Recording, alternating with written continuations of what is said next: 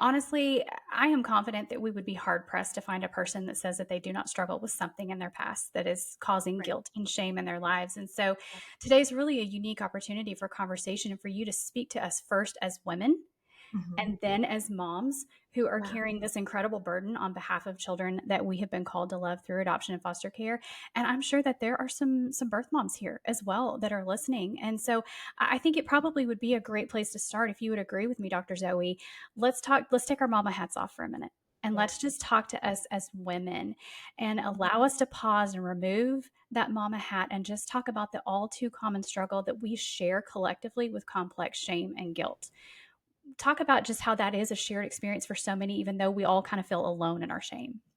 Yeah, it is. And what I tell women often when, especially when people think, oh, I don't know if that's what I'm dealing with, or, I'm having these relationship issues or whatever's going on, the way that you can identify shame is anywhere in your life that you're hiding, because shame makes us hide. And so if you're Mm. hiding sometimes from ourselves, right, which we do through, sometimes addictions or different behavior that we just kind of run from ourselves, or if we're hiding from other people, whether it's in our relationships, whether it's at work, little ways that whenever you get that sense of, oh, I don't want them to know, or oh, I better hide that, that's exactly where your shame exists. Yeah. And I also want people to understand there's a difference between guilt and shame. So, guilt, in my professional opinion, is a healthy, can be, I should say, in the best circumstances, guilt can be a healthy emotion. Now, of course, we have sometimes mom guilt that's not always valid. So we do have Right. to figure out, is the guilt valid or is it not valid? Yeah. But guilt generally is a healthy experience. And we can know it's healthy when we know guilt tells us we've done something wrong to break our own moral code. And Mm. if we truly feel we've done something wrong to break our moral code, there's something we can do about it. We can go back and repair. We can apologize. We can make a decision. I won't do that anymore. And that's also how you can tell the difference between healthy guilt and non-healthy guilt. Because sometimes non-healthy guilt is just like this sense of, oh, I'm not good enough. And it kind of goes a little bit towards shame. Yeah. But healthy guilt is usually about a behavior that we do that has broken our moral code. And that's good because it keeps us aligned, right? It keeps us able to function healthily in society. Yeah. I believe that God created guilt. Shame is a whole nother thing because guilt can bring us back to God. Guilt can bring us to a place of repentance, right? Right. Shame is completely different. And if you look back in Genesis, you can see exactly when shame was created. It was created by the devil, Right. right? As an attempt to distance humans from God. That's the Yeah. only purpose of shame, is to distance us, That's right. humans from humans or humans from God.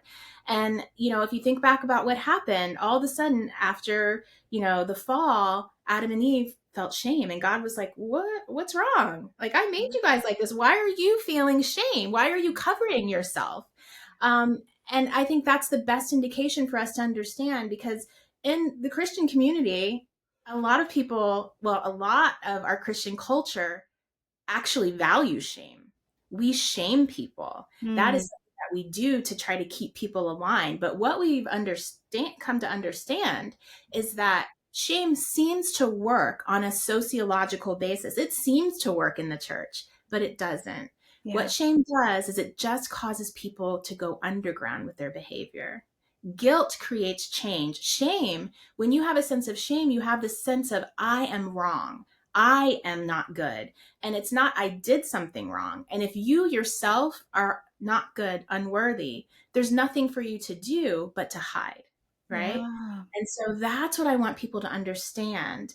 When you see shame in your life, that's something you need to work on overcoming. That's a lie from the devil. When you Mm. see guilt in your life, okay, that's a behavior you might need to change. Yeah. Oh gosh, that is so good. Thank you for differentiating between the two because I think we do lump them together a lot of times. So to hear that explained in that way, I think, another biblical word you could use in correlation with guilt would be conviction. And Yes. so, yeah, and causing us to recognize and to change behavior because we don't want to be hurtful ultimately to God our Father. So that is so, so good. I think as I'm listening to you, I mean, like, that takes a lot of work. It takes Yes. a lot of ourselves Mhm. to recognize to deal with the emotions that come from the shame that we're carrying when it ultimately is attacking our very being. There's a Yes. lot that goes into that. And we're tired women. I mean, we are exhausted, and there's so many reasons why I think we don't even realize half the time that we stay buried in Mhm. that, because in our minds it's quote unquote easier for us to Yes. do that, and we've got so many other things to do, and we're prioritizing everybody else in our lives and in our homes and in our families. We're raising babies, we're being wives, we're, you know, in our careers, whatever that might look like. So there's a lot to that. It would be really easy in one sense just to put it away. But why is it important, Dr. Zoe, for us to recognize our shame story and how it shapes our self worth, and the fact that it is worth it to do the work, even when it's hard and uncomfortable?